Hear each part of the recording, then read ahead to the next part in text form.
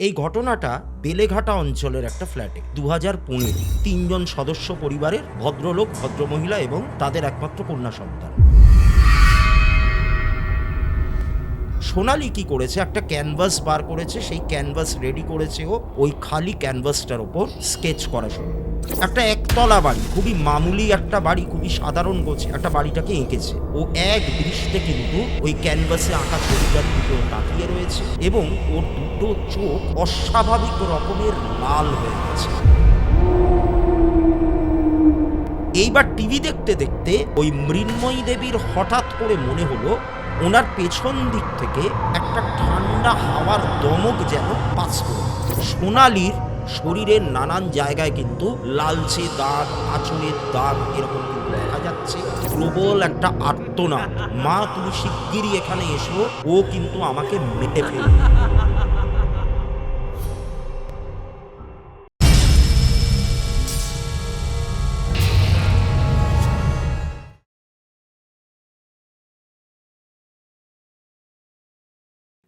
নমস্কার দর্শক বন্ধুরা, ভূততন্ত্রে আপনাদের সকলকে স্বাগত জানাই। আশা করি আপনারা প্রত্যেকে ভালো আছেন, সুস্থ আছেন, আনন্দে আছেন। শনিবার রাত 9টা আমি আবারও উপস্থিত হয়েছি একটি নতুন ঘটনা নিয়ে।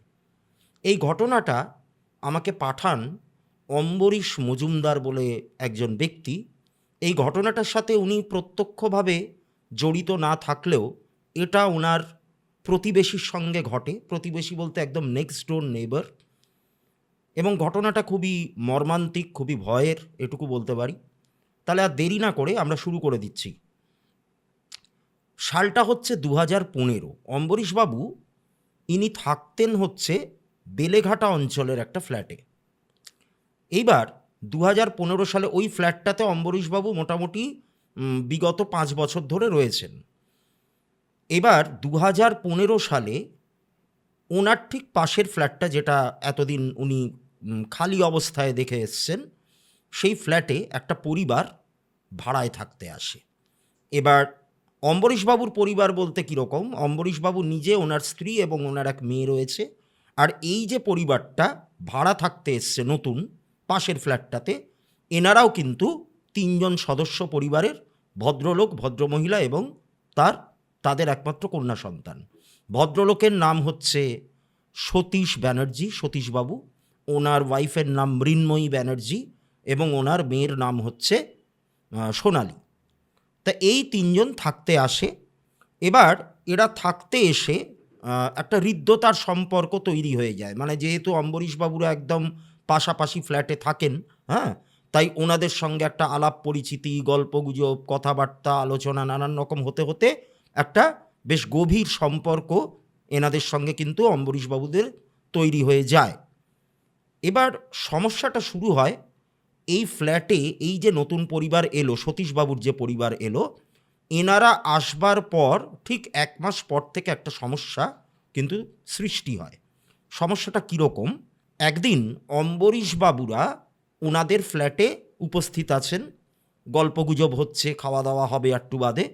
তো এরকমই একটা সন্ধ্যা, সবাই মিলে বসে চুটিয়ে গল্প করছে। এইবার এই যে সোনালি বলে যে মেয়েটা, মানে যিনি সতীশবাবুর মেয়ে, তিনি মানে সে তার নিজের ঘরে রয়েছে, নিজের ঘরে সে বসে আছে। এবং অম্বরীশবাবুর যে মেয়ে, আমি বলেছি যে অম্বরীশবাবুরও একটি মেয়ে আছে, তার নাম হচ্ছে দীপিকা।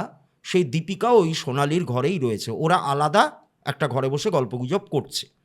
এই প্রসঙ্গে একটা কথা আপনাদেরকে বলে রাখি, এই সোনালি বলে যে মেয়েটি, এর কিন্তু ছবি আঁকার মারাত্মক ভালো হাত এবং ছবি আঁকাটা ওর কাছে একটা হবি বলা যেতে পারে। মানে ওর লেজার টাইমে ছবি আঁকা ছাড়া ও আর অন্য কোনো অ্যাক্টিভিটির মধ্যে কিন্তু থাকে না। ছবি আঁকাটাই ওর একটা বিরাট বড় প্যাশন। এবার ও ছবি আঁকছে। আর এই যে দীপিকা বলে যে মেয়েটা, সে নিজেও কিন্তু ছবি আঁকার ক্ষেত্রে প্রচণ্ড রকম তার একটা আগ্রহ রয়েছে। সে ছবি আঁকা শেখে, হ্যাঁ, এরকম নানান রকম ব্যাপার। তো ওরা আলাদা একটা ঘরে বসে আছে। এবার সোনালি কি করেছে, একটা ক্যানভাস বার করেছে, সেই ক্যানভাস রেডি করেছে ও একটা ছবি আঁকবে, কমপ্লিট একটা পেন্টিং করবে, আর দীপিকা সেটা দেখবে, এরকমই ওদের পরিকল্পনা। এবার ক্যানভাস রেডি করা হয়েছে, সব কিছু অ্যারেঞ্জমেন্ট করা হয়েছে। এইবার সোনালি বসে বসে ভাবছে যে কি আঁকবে। মানে আঁকবার আগে তো একটা ইম্যাজিনেশন করে নেওয়া দরকার যে আমি টপিকটা কি বিষয় নিয়ে আমি ছবিটাকে আঁকবো। তা সোনালিও সেই জিনিসটা করছে। এবার ভাবতে ভাবতে ভাবতে ভাবতে এদিকে দীপিকা ওকে নানান রকম আইডিয়া দিচ্ছে যে তুমি অমুক জিনিসটা আঁকো কি তমুক জিনিসটা আঁকো ইত্যাদি। হঠাৎ দীপিকা লক্ষ্য করলো যে সোনালি কথা বলতে বলতে অ্যাব্রাপ্টলি মানে আচমকাই যেন চুপ হয়ে গেল, মানে কোনো কথা বলছে না। ওর চোখ মুখ একদম গম্ভীর হয়ে গেল।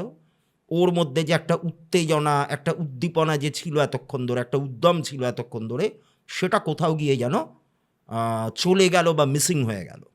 দীপিকা দেখছে যে সোনালি চুপচাপ বসে রয়েছে ক্যানভাসটার দিকে তাকিয়ে। এবার যন্ত্রচালিতের মতো ব্যবহার করলে যেরকম হয়, একজন মানুষ ধরুন মন্ত্রমুগ্ধের মতো বা তাকে দিয়ে কোনো একটা কাজ হিপনোটাইজ করে করানো হচ্ছে, এরকম করলে যেরকম তার একটা অভিব্যক্তি হয়, ঠিক সেরকমভাবেই ওই সোনালি কী করলো, চারকোল পেন্সিলটা হাতে তুলে ও ওই খালি ক্যানভাসটার ওপর স্কেচ করা শুরু করলো। এবার স্কেচ করাটা মানে কিছুক্ষণ অবধি যাওয়ার পর দীপিকা বুঝতে পারলো যে ও একটা বাড়ির ছবি আঁকছে, একটা বাড়ির ছবি আঁকছে। এইবার এই স্কেচটা কমপ্লিট হয়ে যাওয়ার পর এইবার পেন্টিং করা হবে, রং করা হবে ছবিটার ওপর। তো সোনালি সেই জিনিসটাই শুরু করলো। আর দীপিকা মুগ্ধ হয়ে ছবিটাকে দেখছে, কারণ সোনালির আঁকার হাত কিন্তু যথেষ্ট ভালো। তা দীপিকা মুগ্ধ হয়ে ওই ছবিটা দেখছে, অসম্ভব রকমের ডিটেইলিং ওই সোনালি কিন্তু ফুটিয়ে তুলছে তার ছবির মাধ্যমে। তো এরকমভাবে চলছে। এবার মাঝে মধ্যেই ওই দীপিকা কিন্তু সোনালিকে প্রশ্ন করছে যে আচ্ছা এই বাড়িটা কোথায়, তুমি এই বাড়িটা কোথাও দেখেছো কি না, হঠাৎ করে এই বাড়িটাই কেন আঁকছো, ইত্যাদি ইত্যাদি, এরকম নানান রকম প্রশ্ন ওই সোনালি কিন্তু এই দীপিকা কিন্তু সোনালিকে করে যাচ্ছে। কিন্তু সোনালি এই কথাগুলোতে এক বিন্দুও কর্ণপাত করছে না, কোনো রকম কথার উত্তর সে দিচ্ছে না। সে ওই রকম একই রকমভাবে মানে অভিব্যক্তিহীনভাবে বসে সে কিন্তু ছবিটাকে এঁকে যাচ্ছে, মানে মনে হচ্ছে ওকে দিয়ে কেউ যেন ছবিটা আঁকাচ্ছে। তো এই করতে করতে পুরো ছবিটা কিন্তু কমপ্লিট হয়, অসম্ভব সুন্দর ছবি। এবার যে বাড়িটা সোনালি আঁকলো সেইটার একটুখানি বর্ণনা আপনাদেরকে দিই। এই ছবির ব্যাপারগুলো আমি কেন এতটা হাইলাইট করে বলছি, তার কারণ পরবর্তীকালে গিয়ে দেখবেন ঘটনাটা যত আরও এগোবে তত আপনারা বুঝতে পারবেন যে এই ঘটনাটাতে এই ছবিটা কিন্তু বিরাট বড় একটা ফ্যাক্টর, বিরাট বড় একটা রোল কিন্তু এরা প্লে করছে এই ঘটনাটাতে। সেটা আপনারা বুঝতে পারবেন পরে গিয়ে। তো যাই হোক, তা ছবিটা তো কমপ্লিট হলো। দীপিকা খুব মনোযোগ দিয়ে ছবিটাকে দেখছে, এত সুন্দর ছবি এঁকেছে সোনালি। তা বাড়িটা যেটা ও এঁকেছে সেটা কীরকম, একটা একতলা বাড়ি, খুবই মামুলি একটা বাড়ি, খুবই সাধারণ গোছের একটা বাড়ি। দেখলেই বোঝা যায় যে কোনো একটা মধ্যবিত্ত বাড়ি দেখতে যেরকম হয় ঠিক সেরকম। রক্ষণাবেক্ষণের অভাবে বাড়িটার বিভিন্ন জায়গায় পলেস্তারা খসে গিয়ে ইট বেরিয়ে পড়েছে। বাড়ির আশপাশটায় আগাছার জঙ্গলে ভর্তি, সামনের গেটটা মরচে ধরা, এরকমভাবে একটা বাড়িটাকে এঁকেছে। তো এইবার বারবার করে দীপিকা জিজ্ঞাসা করছে সোনালিকে যে খুব সুন্দর এঁকেছো, কিন্তু এই বাড়িটা কোথায়, তুমি এটা কোথাও দেখেছো কি না, হঠাৎ করে এরকম একটা বাড়ি কেন আঁকলে? ও কোনো রকম উত্তর দিচ্ছে না। এইবার একটা জিনিস দেখে হঠাৎ করে দীপিকার নজরে পড়ল, সেটা দেখে ওর রীতিমতো কিন্তু চমকে ওঠে। ও দেখছে যে সোনালি আঁকা কমপ্লিট হয়ে গেছে, কিন্তু তুলিটাকে হাতে নিয়ে ও এক দৃষ্টে কিন্তু ওই ক্যানভাসে আঁকা ছবিটার দিকে ও তাকিয়ে রয়েছে, এবং ওর দুটো চোখ অস্বাভাবিক রকমের লাল হয়ে গেছে, মানে একদম জবা ফুলের মতো লাল যাকে বলে। আর নাক থেকে ঘন ঘন নিঃশ্বাস পড়ছে। তা কী হলো সোনালি, তোমার কী হলো, তুমি এরকম করছো কেন, তোমার শরীর খারাপ লাগছে কেন, লাগছে কি না, এরকম বারবার করে দীপিকা জিজ্ঞাসা করছে। ও কোনো রকম উত্তর দিচ্ছে না, একভাবে বসে ছবিটার দিকেও তাকিয়ে রয়েছে। এইবার দীপিকা নিরুপায় হয়ে গিয়ে বাইরে বসবার ঘরে ওর মা বাবা, সোনালির মা বাবা মানে সতীশবাবু, মৃন্ময়ী দেবী, এরা সব বসে বসে গল্পগুজব করছিলেন। ওনাদেরকে চিৎকার করে ডাকলেন যে তোমরা এক্ষুনি চলে এসো, ওই সোনালিদি কেমন একটা করছে, একটু সিনিয়র ছিল সোনালি ওর থেকে। তা সোনালিদি কেমন একটা করছে, ওর মুখের হাবভাব আমার ভালো লাগছে না, মনে হচ্ছে শরীরটা ভালো না, তোমরা এসো। তো ওর চিৎকার শুনে ওনারা হন্তদন্ত হয়ে ঘরের মধ্যে ঢুকলেন। ঢুকে মৃন্ময়ী দেবী যখন সোনালির মানে ওনার মেয়ের কপালে হাত দিয়ে দেখলেন, তখন দেখছেন যে মারাত্মক জ্বর, মানে জ্বরে গা পুড়ে যাচ্ছে এরকম একটা অবস্থা। তা কী হলো তোর, এরকম করছিস কেন, ইত্যাদি ইত্যাদি বলতে বলতে হঠাৎ দেখা গেল যে ওই সোনালি মৃন্ময়ী দেবী মানে ওর মায়ের গায়ে কেমন যেন ঢলে পড়লো, মানে ব্যালেন্স রাখতে না পেরে ও ঢলে পড়লো ওর মায়ের গায়ে। তা ওকে ধরাধরি করে শুইয়ে দেওয়া হলো, প্রচণ্ড জ্বর এসছে বোঝাই যাচ্ছে, তা রেস্টে থাকতে হবে, বিশ্রাম নিতে হবে। এইবার শুয়ে কিন্তু ও আস্তে আস্তে চোখ বুজে ফেললো ওই সোনালি, কিন্তু পুরোপুরি ঘুমানোর আগে বা চোখ বোজার আগে ও একটা কথা কিন্তু বারবার করে বলছিল, যেটা সকলেই শুনতে পেয়েছে, মালা তুমি আমাকে ক্ষমা করো। মানে মালা একজনের নাম, সেই নাম ধরে ও ডাকছে, ডেকে এই কথাগুলো বলছে যে তুমি আমাকে ক্ষমা করো, আমি তোমার প্রতি অন্যায় করেছি, ইত্যাদি ইত্যাদি এরকম বলে যাচ্ছে। এইবার প্রত্যেকেই ভাবছে যে জ্বরের মধ্যে পড়ে গিয়ে বা জ্বর হওয়াতে এরকমভাবে প্রলাপ বকছে, যেটা অনেকেই করে। কিন্তু এই নামটা কার, এটা একটা রহস্যজনক ব্যাপার, যে এই মালা নামে যে ডাকছে সোনালি, বা এই মালা নামটা উচ্চারণ করছে, কার নাম এটা, কে এই মালা, কে, কী তার পরিচয়। তো এইগুলো তখনকার মতো বোঝা যায়নি। ওকে কোনো মতে একটুখানি মুখে কিছু খাইয়ে টাইয়ে একটা জ্বরের ওষুধ দিয়ে শুইয়ে দেওয়া হলো। জ্বরটা পরের দিন ছাড়ল ঠিকই, কিন্তু এই ঘটনাটার পর আস্তে আস্তে সোনালির মধ্যে কিন্তু একটা পরিবর্তন লক্ষ্য করা গেল। অর্থাৎ ওর যেরকম স্বভাব চরিত্র, একটুখানি হাসি খুশি, সবার সঙ্গে মিলেমিশে থাকতে পছন্দ করে, ঠাট্টা ইয়ার্কি পছন্দ করে, একটা জলি একটা ব্যাপার আছে তার মধ্যে, কিন্তু সেই ভাবটা কিন্তু ওর মধ্যে থেকে ধীরে ধীরে চলে যেতে শুরু করলো। ওর একদম কমপ্লিটলি একটা পরিবর্তন ওর মধ্যে আসা শুরু করলো।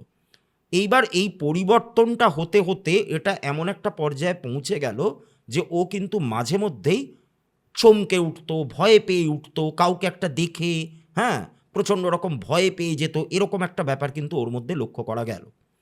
এইবার একটা এক্সট্রিম ব্যাপার একদিন হলো, যেইটা হওয়াতে মানে সতীশবাবু এবং মৃন্ময়ী দেবী দুজনেই কিন্তু একটুখানি আশ্চর্য হয়ে পড়লেন বা ভীত সন্ত্রস্ত হয়ে পড়লেন। ওনারা বুঝতে পারলেন যে মানে ওনাদের মেয়ের সত্যি কোনো বড় রকমের সমস্যা হয়েছে। সেটা কীরকম, একদিন সন্ধ্যাবেলা, তখনও মানে 7:30 কি 7:45 বাজে, তখনও সতীশবাবু অফিস থেকে ফেরেননি। মৃন্ময়ী দেবী আর ওই সোনালি ওনারাই বাড়িতে রয়েছেন। এবার মৃন্ময়ী দেবী কী করছেন, বসবার ঘরে মানে ড্রয়িং রুমে সোফার ওপরে বসে টিভিটা চালিয়ে রেখেছেন, এবং এসি চলছিল তখন, ঠিক আছে। এইবার টিভি দেখতে দেখতে হঠাৎ, আর এসিটা এমনভাবে চালানো ছিল তাতে ঘরটা একটু হালকা ঠান্ডা হচ্ছিল, মানে ওরকম একদম চিল্ড এসি চালানোর মতো করে নয়, একদম হালকাভাবে একটুখানি ঠান্ডা করা ছিল ঘরটা, আর পাখা চলছিল না। এইবার টিভি দেখতে দেখতে ওই মৃন্ময়ী দেবীর হঠাৎ করে মনে হলো ওনার পেছন দিক থেকে, মানে উনি তো বসেছিলেন সোফায়, গা এলিয়ে বসেছিলেন, ওনার পেছন দিক থেকে একটা ঠান্ডা হাওয়ার দমক যেন সরে গেল, পাস করে গেল। এবং সেই হাওয়াটা, সেই ঠান্ডা হাওয়াটা, সেটাকে কিন্তু খুব ভালোভাবে ফিল করা গেছিল, মানে উনি খুব ভালোভাবে অনুভব করতে পেরেছিলেন হাওয়াটাকে। এবার এরকম হাওয়া দেওয়াটা কিন্তু খুবই অস্বাভাবিক। কেন, আমি একটুখানি বলে দিচ্ছি। প্রথমত, ঘরে পাখা চলছিল না, এসির পজিশনিংটা এমন, এসি সুইং মোডে থাকলেও তার পজিশনটা এমন একটা জায়গায় ছিল যে সেই হাওয়াটা সরাসরি কিন্তু কোনোভাবেই মৃন্ময়ী দেবীর গায়ে এসে লাগবে না। তাহলে প্রশ্ন হলো যে ওনার পেছন দিক থেকে ওরকম যে একটা হাওয়ার দমক পাস করলো, সেটা কিসের হাওয়া ছিল। এইবার কতগুলো ঘটনা খুব একসাথে ঘটে গেল। এরপরে যেটা হলো, ওই যে হাওয়াটা পাস করলো, তারপরে উনি দেখলেন বসবার ঘর লাগোয়াই তো ওই সোনালির ঘরটা রয়েছে, দরজাটা ভেজানো ছিল। হাওয়াটা যখনই ওনার পেছন দিয়ে পাস করলো, ঠিক তার কয়েক সেকেন্ডের মাথায় সোনালির ঘরের দরজাটা হালকা করে একবার খুলে আবার বন্ধ হয়ে গেল। এই যে ব্যাপারটা হলো, এই ব্যাপারটা হওয়ার কিছুক্ষণের মধ্যেই ভেতর থেকে শোনা গেল সোনালির প্রবল একটা আর্তনাদ, মা তুমি শিগগিরই এখানে এসো, ও কিন্তু আমাকে মেরে ফেলবে, ও আমাকে বাঁচতে দেবে না। এবার এই কথাগুলো শুনে, এই চিৎকার শুনে যে কোনো মাই তার মাথা ঠিক রাখতে পারবে না, ভেতরের ঘর থেকে তার মেয়ে যদি এরকমভাবে বাঁচবার একটা প্রবল আকুতি জানাতে থাকে, তাহলে সেটা কোনো মায়ের পক্ষে কিন্তু মেনে নেওয়া বা সহ্য করে নেওয়াটা সম্ভব না। তিনি অত্যন্ত উদ্বিগ্ন হয়ে উঠলেন, দুশ্চিন্তায় পড়ে গেলেন। দ্রুত গতিতে তিনি ওই সোনালির ঘরের মধ্যে প্রবেশ করলেন, করে দেখলেন যে সোনালি খাটের ওপর উঠে বসে রীতিমতো হাঁপাচ্ছে, দু চোখ যেন ভয়ে ঠিকরে বেরিয়ে আসছে ওর, মানে কিছু একটা দেখে ও মারাত্মক রকম ভয় পেয়েছে, ভীত সন্ত্রস্ত হয়ে পড়েছে, সেটা খুব পরিষ্কার বোঝা গেল ওর অভিব্যক্তির মাধ্যমে। এইবার মৃন্ময়ী দেবীকে ঘরে ঢুকতে দেখেই সোনালি কী করেছে, খাট থেকে উঠে মানে রীতিমতো এসে ওর মাকে জাপটে ধরেছে, ধরে বলছে যে ওই একই কথা বলে যাচ্ছে, ও আমাকে মেরে ফেলবে, ও আমাকে বাঁচতে দেবে না, ইত্যাদি ইত্যাদি। তা মৃন্ময়ী দেবী বেশ অবাক হয়ে গেছেন, দুশ্চিন্তা তো হচ্ছেই, উনি বারবার এটা বুঝতে পাচ্ছেন না যে এই সোনালি কেন এই কথাগুলো বলছে, কে ওকে বাঁচতে দেবে না, কে ওকে মেরে ফেলবে। হ্যাঁ, এই ব্যাপারটা উনি কিছুতেই বুঝে উঠতে পারছেন না যে কেন এই কথাগুলো বলছে। তা উনি তখন সোনালিকে শান্ত করবার চেষ্টা করলেন, বসালেন, ঘরের আলোটা জ্বালালেন, একটা জিরো পাওয়ার জ্বলছিল, ঘরের আলোটা জ্বালালেন, জ্বালিয়ে বললেন যে কী হয়েছে আমাকে একটুখানি পরিষ্কার করে বল তো, তুই এরকম করছিস কেন? অনেক দিন ধরেই তোর এই স্বভাবটা আমি লক্ষ্য করছি, যতবারই জিজ্ঞাসা করছি তুই তার কোনো সদুত্তর দিতে পারছিস না, কী হয়েছে তোর? বলছে যে মা, আমি এই ঘরে চুপচাপ শুয়েছিলাম, আমার শরীরটা ভালো লাগছিল না, মনটাও কেন যেন একটা ডিপ্রেস লাগছিল, কিন্তু আমি স্পষ্ট দেখতে পেলাম হঠাৎ করে যে সিলিং থেকে একটা মহিলা গলায় ফাঁস পরে রীতিমতো ঝুলে রয়েছে, মাথাটা এরকমভাবে নিচু নিচু করা, এরকম নিচু করে ঝোঁকানো, আর দুটো চোখ মানে একদম বড় বড় করে সে যেন আমার দিকে তাকিয়ে রয়েছে, একটা অদ্ভুত ক্রূর দৃষ্টি। সেই মহিলার দেহে প্রাণ নেই সেটা আমি বুঝতে পারছিলাম, কিন্তু তার দৃষ্টিটা এমনই যে মনে হচ্ছিল যেন সেই দৃষ্টি দিয়ে আমাকে একদম ভস্ম করে দেবে বা আমাকে গিলে খেয়ে নেবে, এরকম একটা কিন্তু মনে হচ্ছিল। এইবার এই কথাগুলো শুনে স্বাভাবিকভাবেই মৃন্ময়ী দেবীও প্রচণ্ড রকম ভয় পেয়ে গেলেন, কারণ যেরকম একটা বর্ণনা ওই সোনালি দিয়েছে সেটা শুনলে যে কারোরই কিন্তু মানে একটুখানি চমকে ওঠা বা ভয় পেয়ে যাওয়াটা খুবই স্বাভাবিক একটা ব্যাপার। তা এইটা তো একটা ঘটনা গেল। এরপর কিন্তু ওই সোনালির আরও বেশি করে একটা কি বলবো, পাগলামি বলুন বা স্বভাবের মধ্যে একটা পরিবর্তন বলুন, সেই ব্যাপারগুলো কিন্তু লক্ষ্য করা যাচ্ছিল। এইবার মৃন্ময়ী দেবী আর সতীশবাবু এনারা ভাবলেন যে নতুন কোনো একটা পরিবেশে এসে সেই জায়গাটার সঙ্গেও মানিয়ে নিতে পারছে না, সেই কারণেই হয়তো ওর এই স্বভাবের মধ্যে একটা পরিবর্তন। তা এইটার জন্য মানে কোনো মনোরোগ বিশেষজ্ঞের কাছে যাওয়াটাই ওনারা বুদ্ধিমানের কাজ মনে করলেন। তা সেই মতো একজন সাইকোলজিস্টের কাছে ওনারা কিন্তু গেলেন। তিনি একজন মহিলা সাইকোলজিস্ট ছিলেন। তা তিনি অনেকক্ষণ ধরে, আপনারা জানেন যে সাইকোলজিস্টরা কাউন্সেলিংয়ের মাধ্যমে মানে কথা বলার মাধ্যমে যে কোনো মানুষের মনের গভীরে ওনারা পৌঁছাতে চান বা পৌঁছান, এবং সেখান থেকে মূল সমস্যাটাকে তারা ডিটেক্ট করে সেইটার সমাধান ওনারা বলতে থাকেন। তাই এটাই হচ্ছে সাইকোলজিস্টদের কাজ। আর সাইকিয়াট্রিস্ট মানে তো তারা ওষুধ দেয়, আপনারা জানেন। তো যাই হোক, তা ইনি এই ভদ্রমহিলা, সাইকোলজিস্ট মহিলা, তিনি কিন্তু অনেকটা সময় ধরে ওই ইয়ের সঙ্গে মানে সোনালির সঙ্গে রীতিমতো কথাবার্তা বললেন, সোনালির প্রবলেমটাকে বোঝবার চেষ্টা করলেন, এবং কথা বলবার পর মানে কথাটা উনি একান্ত গোপনেই বলেছেন ওনার চেম্বারের মধ্যে বসে। তারপরে মানে সতীশবাবু আর মৃন্ময়ী দেবী এনারা বাইরে ছিলেন। কথা বলা হয়ে গেলে ওনাদেরকে ডেকে পাঠানো হয়।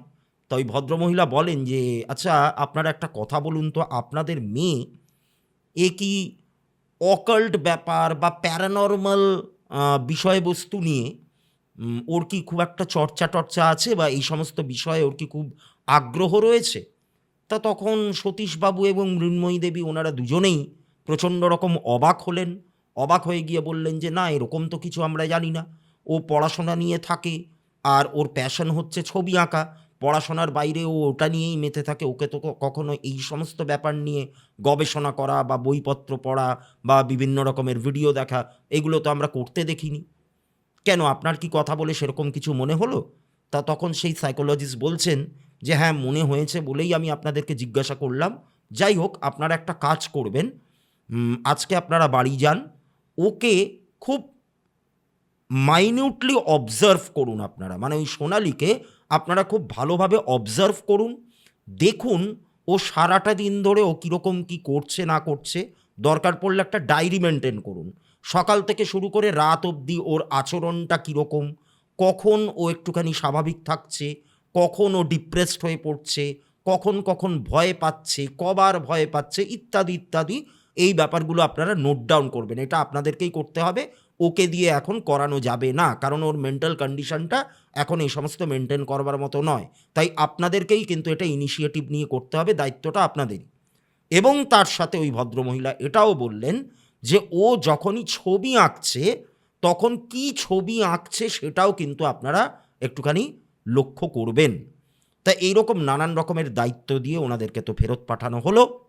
এইবার মৃন্ময়ী দেবী, সতীশবাবু এনারা ওই সাইকোলজিস্টের কথা মতোই কাজ করা শুরু করলেন, অবজার্ভ করতে লাগলেন মেয়েকে, যে কখন ওর মুড সুইং হচ্ছে, কখন ও রেগে যাচ্ছে, কখন ডিপ্রেসড হচ্ছে, কখন ভয় পাচ্ছে, কি দেখে ভয় পাচ্ছে, আর সর্বোপরি হচ্ছে ছবি। এইবার এই যে ছবিগুলো যে সোনালি আঁকছে, এই ছবিগুলোর মধ্যে কিন্তু বেশ অস্বাভাবিকত্ব কিছু ব্যাপার ছিল।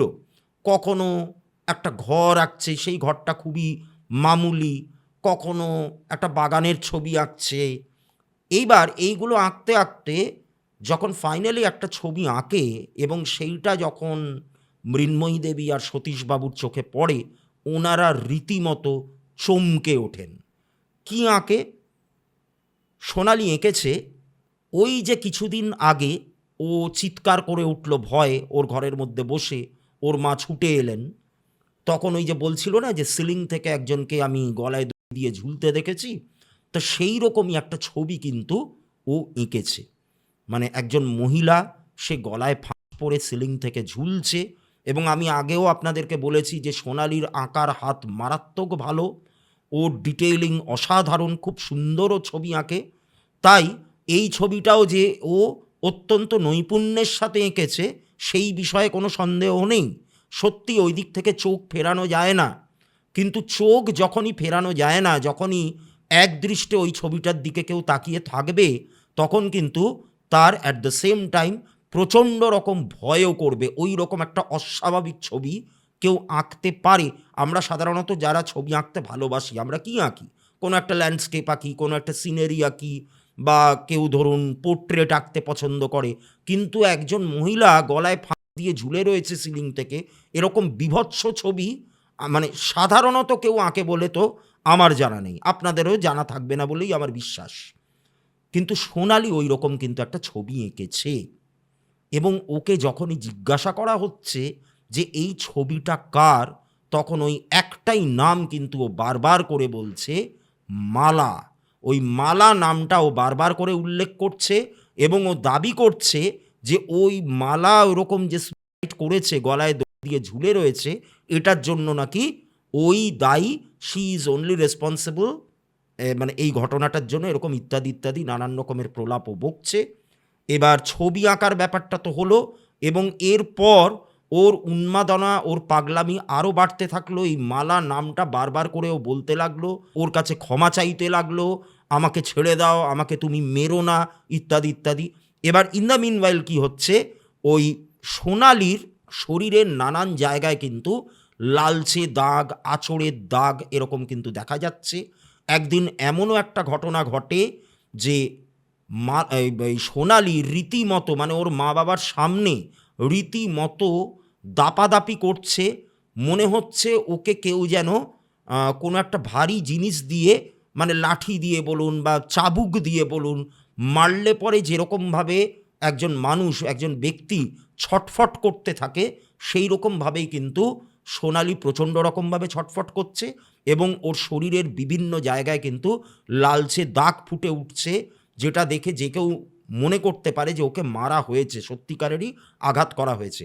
এবং অম্বরীশবাবু, যিনি আমাকে ঘটনাটা পাঠিয়েছেন, তিনি যেহেতু একদম নেক্সট ডোর নেবার, তাই তিনিও ব্যাপারগুলো বুঝতে পারতেন, শুনতে পারতেন, জানতে পারতেন, কারণ খুবই হৃদ্যতার একটা সম্পর্ক ছিল।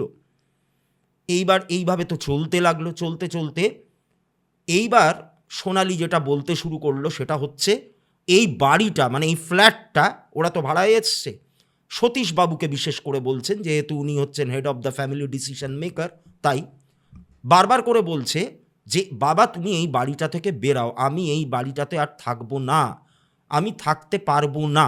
কিন্তু কেন পারবো না সেই ব্যাপারটা বলতে গেলে ও মাঝে মধ্যে সব কিছু গুলিয়ে ফেলছে বা বলতে পারছে না, বা বলছে আমার মাথার মধ্যে প্রচণ্ড রকম যন্ত্রণা হচ্ছে ইত্যাদি ইত্যাদিও বলছে।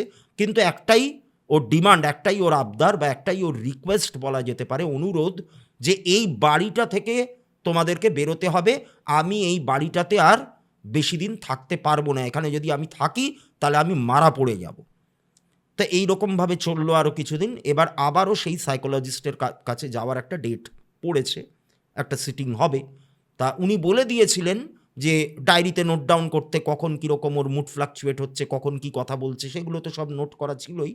প্লাস ও যে ছবিগুলো আঁকতো বা এঁকেছে এর মধ্যে, সেইগুলোকেও নিয়ে যেতে বলা হয়েছে।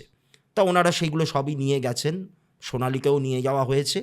এইবার ছবিগুলো দেখে সেই সাইকোলজিস্ট মহিলা তিনিও কিন্তু বেশ অবাক, মানে বিশেষ করে ওই গলায় দড়ি দিয়ে যে একজন মহিলা ঝুলে রয়েছে ওই রকম একটা ছবি যে সোনালী এঁকেছে, সেইটা দেখে উনি নিজেও মানে রীতিমতো চমকে উঠেছেন। তারপর সোনালীর সঙ্গে আবারও উনি আলাদা করে কথা বলা স্টার্ট করেছেন, যে তুমি এরকম কেন করছো, এই মালা মহিলাটাকে। তা তখন ও বারবার করে একটাই কথা বলছে, যে মালাকে আমি প্রচণ্ড রকম কষ্ট দিয়েছিলাম, মালা আমার জন্যই কিন্তু সুইসাইড করে। তাহলে এবার ওই সাইকোলজিস্ট মহিলা জিজ্ঞাসা করছেন যে ঠিক আছে, মালাকে তো তুমি কষ্ট দিয়েছিলে, মালা তোমার জন্য সুইসাইড করেছে, তাহলে তুমি কে? তা তখন একটা অদ্ভুত জবাব ওই সোনালীর দিক থেকে আসে। সোনালী কিন্তু এখন নিজেকে সম্পূর্ণ রকমভাবে অন্য একজন সত্তা মনে করছে, একটা পুরুষ মানুষ হিসেবে কল্পনা করছে, এবং বলছে যে আমার নাম হচ্ছে প্রভাত দত্ত, আমার কারণেই মালা ছিল আমার স্ত্রী, আমার কারণেই মালা করেছে, আমি পাপী, আমি মহাপাপী, সেইটারই শোধও কিন্তু তুলছে। তা এইগুলো শুনে, এগুলো যখন ওই সতীশবাবু আর মৃন্ময়ী দেবী ওনাদেরকে বলা হলো, এটা শুনে ওনারা যথেষ্ট অবাক হলেন, কারণ এই নাম কশ্চিনকালেও ওনারা শোনেননি।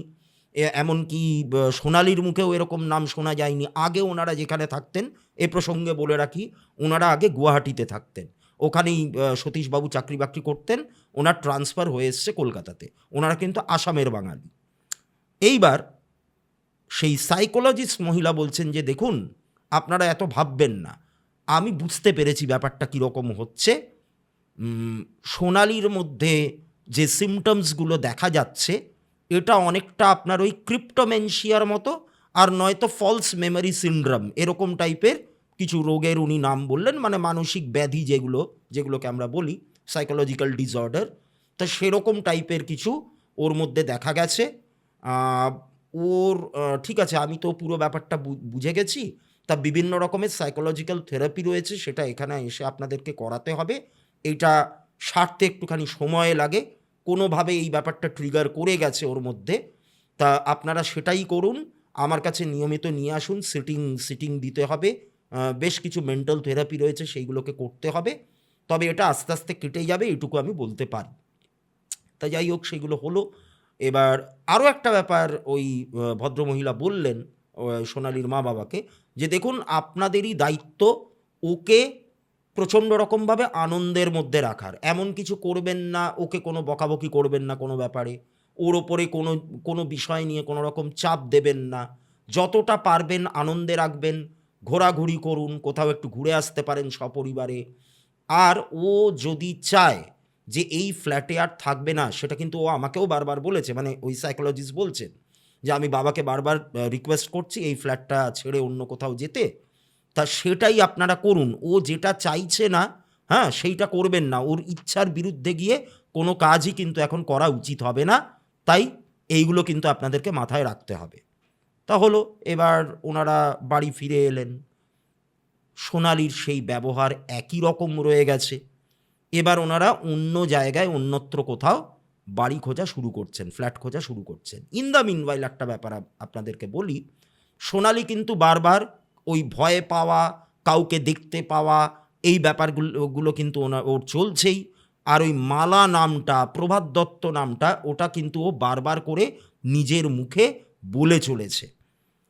এবার একদিন ওই সতীশবাবু অম্বরীশবাবুকে জিজ্ঞাসা করলেন যে দেখুন, আপনারা তো আমাদের আরও আগে থেকে এই পাড়াতে রয়েছেন, এই ফ্ল্যাটে থাকেন, তা এখানে আমাদের যে ফ্ল্যাটটা, এখানে মালা, প্রভাত দত্ত এই নামে কেউ থাকতো কি না আপনি কি জানেন?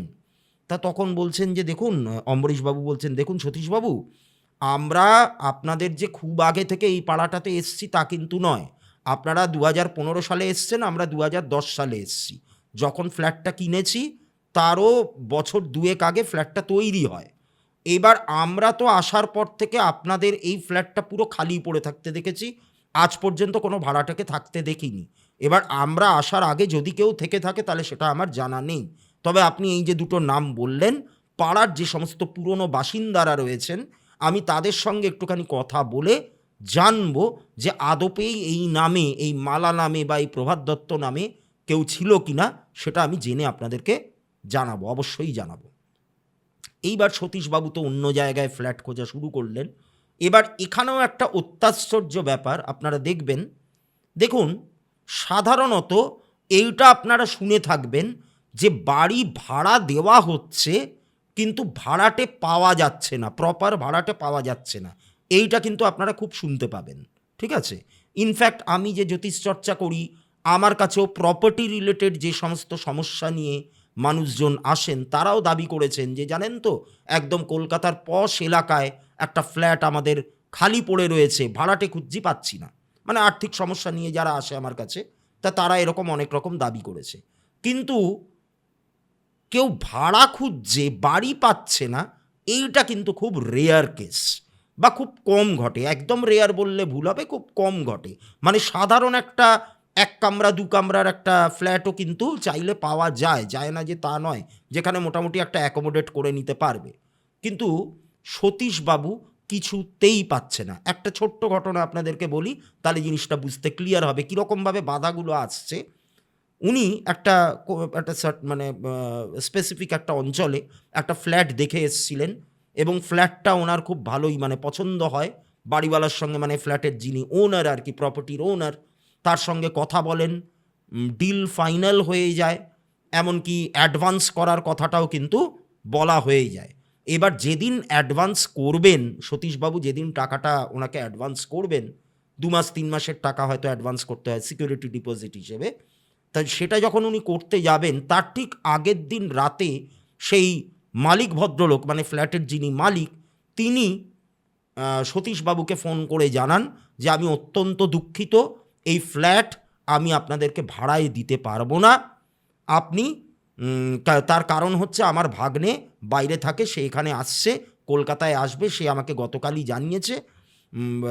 সে এখানে এসে 1 বছরের মতো থাকবে, আমাকে ওই ফ্ল্যাটটা ওকেই দিতে হবে, তাই কিছু মনে করবেন না, আমি এই ভাড়া আপনাদেরকে দিতে পারবো না। তো এইরকম নানান রকমভাবে, এটা আমি শুধু একটা বাধা আমি আপনাদেরকে বললাম, এরকম নানান দিক থেকে নানান রকমের বাধা কিন্তু এসছে।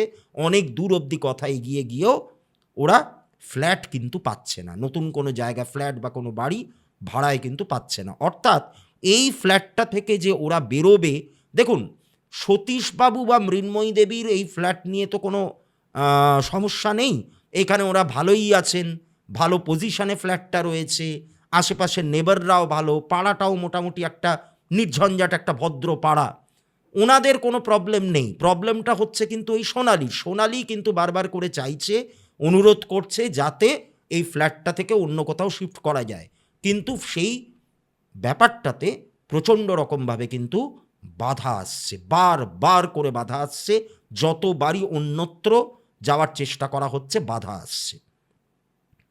এইবার এইভাবে করতে করতে সোনালির তো প্রচণ্ড রকমভাবে সমস্যা শুরু হয়েছে, আরও বাড়ছে, আঁচড়ের দাগ ফুটে উঠছে, মালা ক্ষমা করো, মালা ক্ষমা করো, এই বলতে বলতে ও মানে একেবারে অস্থির হয়ে উঠছে।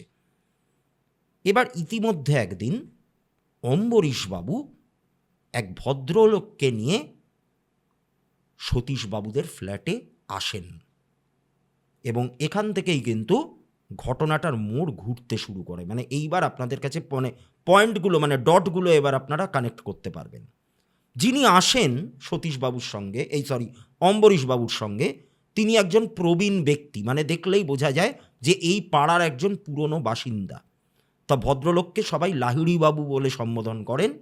তা সেই ভদ্রলোক আসেন এবং অম্বরীশবাবু ওনার সঙ্গে এই সতীশবাবুদের পরিচয় করান, যেহেতু এনারা একদম নতুন এসছেন, 1 মাস হয়েছে সবে। আর তার মধ্যে তো এইরকম একটা ঝামেলা চলছে তাদের মেয়েকে নিয়ে, ব্যতিব্যস্ত অবস্থা। তা তার মধ্যে তো পাড়ায় ঘুরে ঘুরে সবার সঙ্গে পরিচয় করা সম্ভব না, তাই সেটা সতীশবাবু এতদিন করতেও পারেন। তো যাই হোক, তা সেই লাহিড়িবাবুকে অম্বরীশবাবু নিয়ে এসছেন এবং সতীশবাবুকে বললেন যে দাদা, ইনি আপনাদেরকে কিছু কথা বলতে চান। আপনি যে নামগুলো বলেছেন সেই নামগুলো ব্যাপারে উনি আপনাদেরকে কিছু জানাতে চান।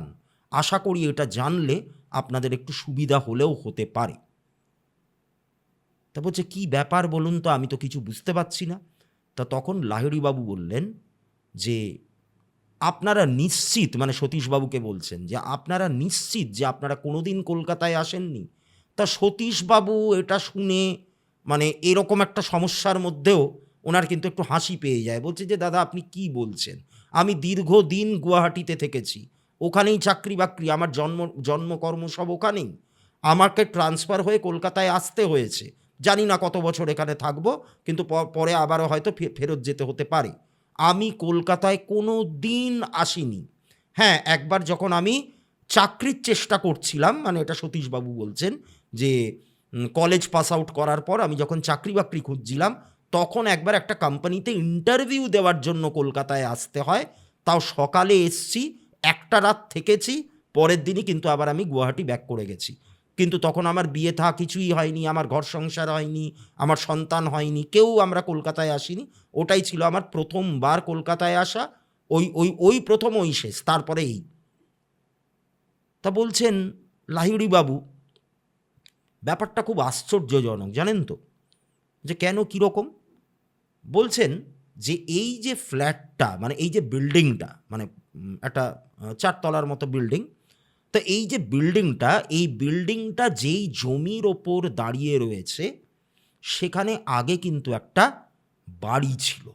খুব মন দিয়ে শুনবেন এই জায়গাটা, কারণ এইটাই হচ্ছে আমার এই ঘটনাটার একদম মানে সবথেকে ক্রুশিয়াল, সবথেকে ইম্পর্ট্যান্ট জায়গা।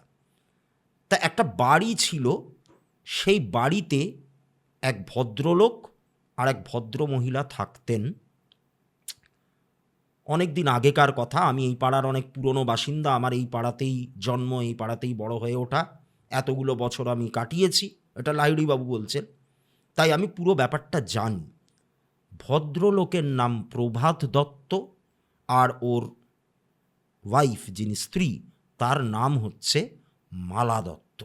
বুঝতে পারলেন? আবার এইবার এই প্রভাতবাবু আর মালা দেবী, এদের মধ্যে কিন্তু সম্পর্ক খুব একটা ভালো ছিল না। তারা স্বামী স্ত্রী ছিলেন, একই বাড়িতে একই ছাদের তলায় থাকতেন ঠিকই, কিন্তু পারস্পরিক টানটা কিন্তু ছিল না।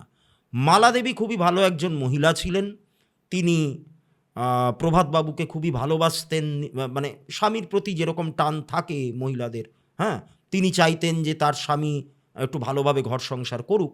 কিন্তু সেই প্রভাতবাবুর কিন্তু ছিল মারাত্মক রকম চরিত্রের দোষ, মানে চারিত্রিক দোষ তার বীভৎস রকমের, এবং সেটা নিয়ে পাড়াতে একটা দুর্নামও কিন্তু ওনার রটে গেছিল। তাই নিয়ে অনেকে অনেক রকমভাবে বারণ করেছে, অনেকে থ্রেট দিয়েছে। এবার এই মালা দেবীকে বিয়ে করার পর ঠিকঠাকভাবে তার দেখাশোনা করা, দায়িত্ব নেওয়া, এগুলো উনি করতেন না। বিবাহ বহির্ভূত অনেক সম্পর্ক ওনার ছিল, এবং এই প্রত্যেকটা ব্যাপার কিন্তু এই মালা দেবী জানতেন। এবার এই করতে করতে যখন এক প্রকার দেওয়ালে পিঠ ঠেকে যায় মালা দেবীর, তখন কিন্তু ওই বাড়িটাতেই উনি আত্মহত্যা করেন।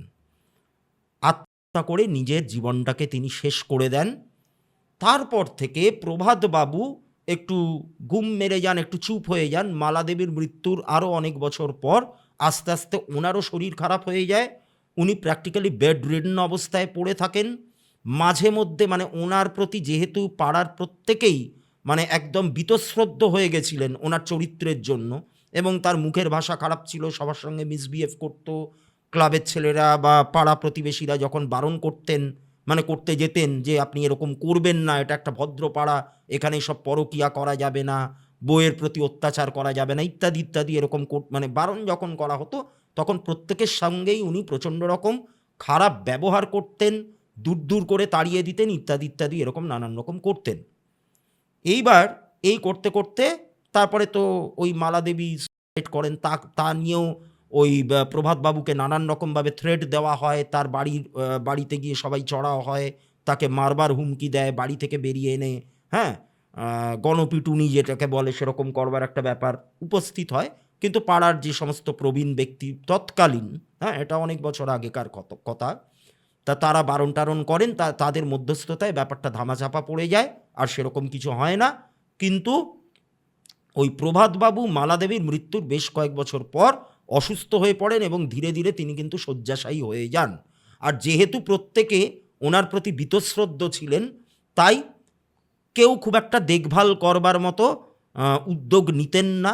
তাও অনেকের অনুরোধে, মানে পাড়ার বয়োজ্যেষ্ঠ যারা, তাদের অনুরোধে ক্লাবের ছেলেরা মাঝে মধ্যে একটুখানি আসতো, দেখাশোনা করতো ইত্যাদি ইত্যাদি, বা ওনার পরিবারের যে সমস্ত লোকজন রয়েছে তারা এসে দেখাশোনা করতো।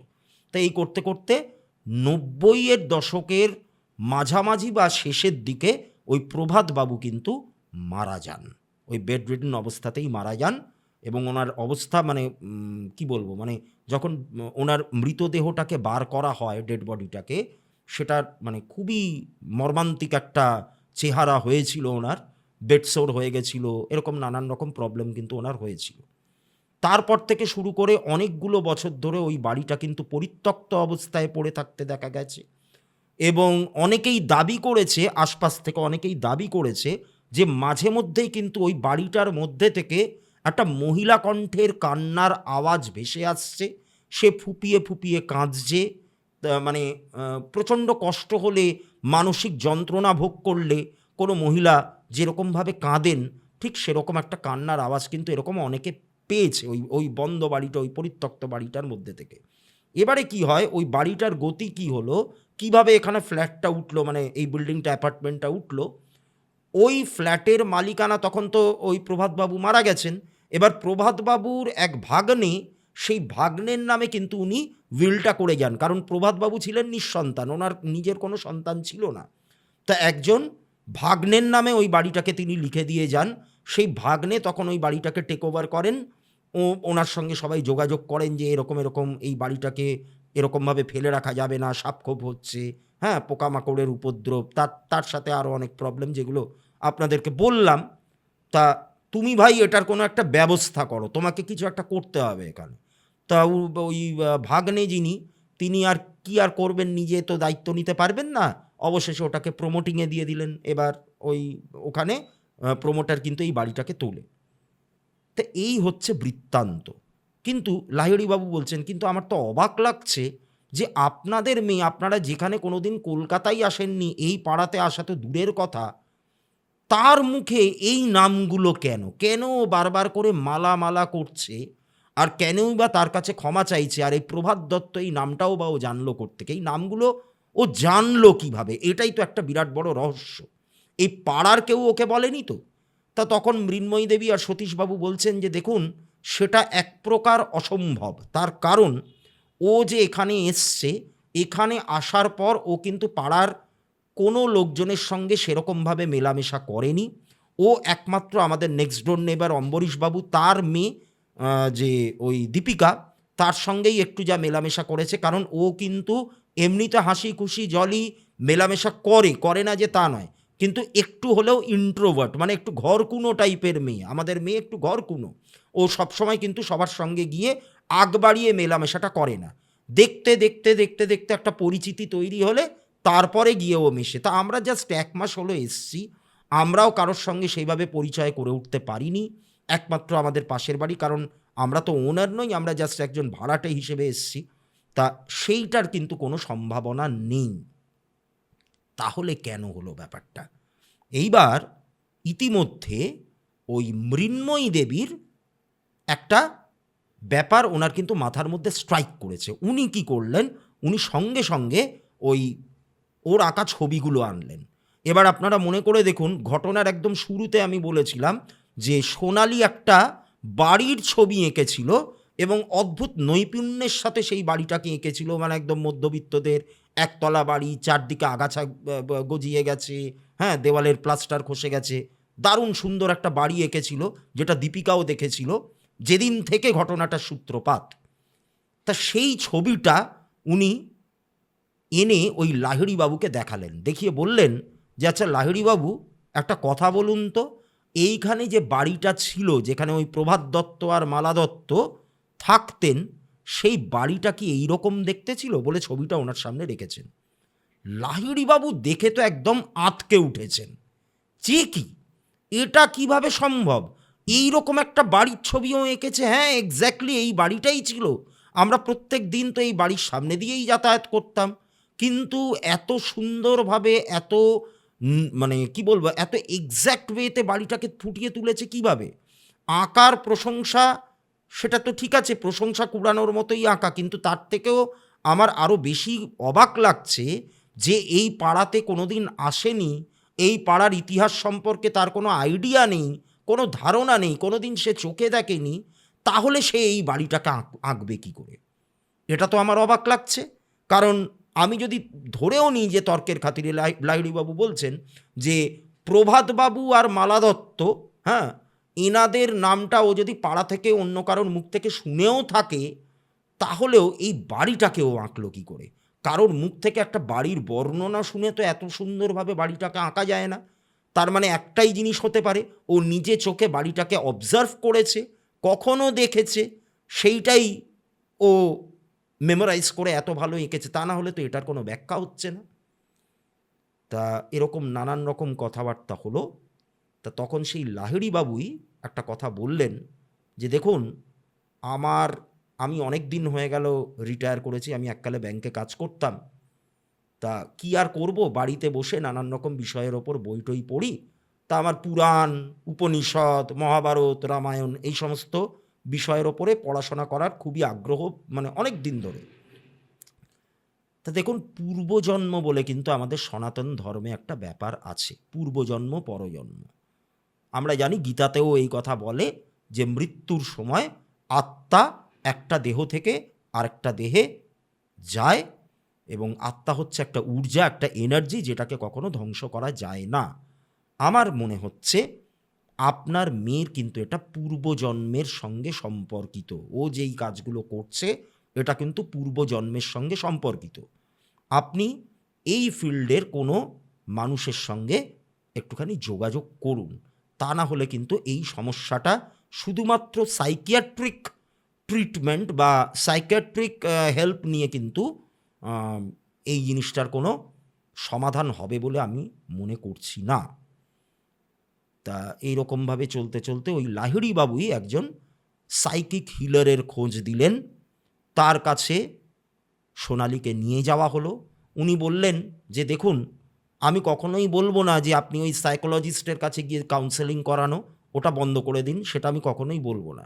ওটাও চলবে, ওটাও দরকার, কারণ ওর মনটা এখন পুরোপুরিভাবে একদম কি বলবো, কলুষিত হয়ে রয়েছে। হ্যাঁ, তাই সমস্ত দিক থেকেই কিন্তু চেষ্টা করতে হবে। আমি কখনোই বলবো না যে ওই জিনিসগুলো আপনারা বন্ধ করুন, ওগুলো করুন, কিন্তু আমার কাছেও আসুন। আমিও নানান রকম পদ্ধতি জানি, নানান রকম মেডিটেশন টেকনিক আছে, সোল টু সোল ক্ষমা প্রার্থনা করা, এরকম নানান রকম ব্যাপার রয়েছে, সেগুলো আমি ওকে দিয়ে করাবো। তাতে কিন্তু এই ব্যাপারটা থেকে বেরিয়ে আসতে ওর আরও অনেক বেশি সুবিধা হবে। তা এই ব্যাপারগুলো চলতে থাকলো। আস্তে আস্তে সোনালীর মধ্যে পরিবর্তন দেখা গেল। ও ইদানিং যেরকমভাবে ব্যবহার করছিল, দাপাদাপি করা, কষ্ট পাওয়া, ওর শরীরে আঁচড়ের দাগ ফুটে উঠছিল, ওইগুলো প্রথমে একটুখানি কমতে লাগলো, ভয় পাওয়াটা আস্তে আস্তে কমতে লাগলো, নিয়ে ধীরে ধীরে অন্ততপক্ষে, মানে অম্বরীশবাবু যেটা আমাকে বলেছেন যে অন্ততপক্ষে 2 থেকে 2.5 বছর কি প্রায় 3 বছরের কাছাকাছি ওর কিন্তু এই সমস্ত ট্রিটমেন্টগুলো চলেছে। তারপর কিন্তু সোনালী ধীরে ধীরে নর্মাল হয়, এবং এই যতদিন ধরে ওর এই ট্রিটমেন্টগুলো চলেছে ততদিন না ও পড়াশোনায় মনোযোগ বসাতে পেরেছে, না ও ছবি ঠিকঠাকভাবে আঁকতে পেরেছে। মানে ওর পুরো দৈনন্দিন জীবন যেটা খুব স্মুথলি চলছিল, সেটা পুরোপুরি 100% পুরো বিঘ্নিত হয়ে গেছিল। তা এই করতে করতে এখন ও অনেকটাই নাকি ভালো আছে। তাও মাঝে মধ্যে মানে খুব রেয়ার, ওরা এখনও ওখানেই থাকে, খুব রেয়ার, বছরে হয়তো 2বার কি 3বার খুব বেশি হলে মাঝে মধ্যে ও একটু অদ্ভুত রকমের বিহেভ করে ফেলে, এবং মালা নামটাকেও ও মাঝে মধ্যে নেয়। বাদ বাকি কিন্তু টাইমটা ও পুরোপুরি ঠিকঠাক রয়েছে। ও এখন বিপন্মুক্ত, এক কথায় বলা গেলে বিপন্মুক্ত। তাহলে এই ছিল হচ্ছে ঘটনা। পূর্বজন্ম, পরজন্ম, এই ব্যাপারগুলো আমাদের কাছে খুবই আগ্রহের একটি বিষয়, কিন্তু এগুলো তলিয়ে দেখতে গেলে কিন্তু খুবই ভয়ানক হয়ে যেতে পারে এক এক সময়, যেটা কিন্তু এই সোনালির ক্ষেত্রে হয়েছিল। তা এই ছিল হচ্ছে আজকে আমার ঘটনা। আশা করি আপনাদের প্রত্যেকের ভালো লেগেছে। কেমন লাগলো অবশ্যই কমেন্ট বক্সে জানাবেন। ভিডিও ভালো লাগলে এটিকে লাইক করবেন, আমার চ্যানেলটিকে সাবস্ক্রাইব করবেন। আবারও আমি এই চ্যানেলে বসে আরও একবার আপনাদেরকে মনে করিয়ে দিতে চাই, যেরকমভাবে আপনারা ভূততন্ত্র দেখছেন, ভূততন্ত্রের ঘটনাগুলোকে শুনছেন, আমার পাশে দাঁড়াচ্ছেন, আমাকে অনুপ্রেরণা দিচ্ছেন, ঠিক একইভাবে আমার নতুন চ্যানেল সনাতন কথা, এই চ্যানেলটাকেও আপনারা দয়া করে সাবস্ক্রাইব করবেন যারা যারা এখনও করেননি। আমি ডেসক্রিপশানে এর লিঙ্ক আপনাদেরকে দিয়ে দেব। 4টে টপিক নিয়ে ভিডিও কিন্তু এসে গেছে, আপনারা দয়া করে ওটাকে দেখুন এবং ওটাকেও দিকে দিকে আপনারা ছড়িয়ে দিন আপনাদের ভালোবাসা দিয়ে, আপনাদের অনুপ্রেরণা দিয়ে। তাহলে আজকে এই পর্যন্তই। আবার দেখা হচ্ছে আগামী সপ্তাহে মঙ্গলবার ঠিক রাত্রি 9টায়। আপনারা প্রত্যেকে ভালো থাকবেন, সুস্থ থাকবেন। নমস্কার।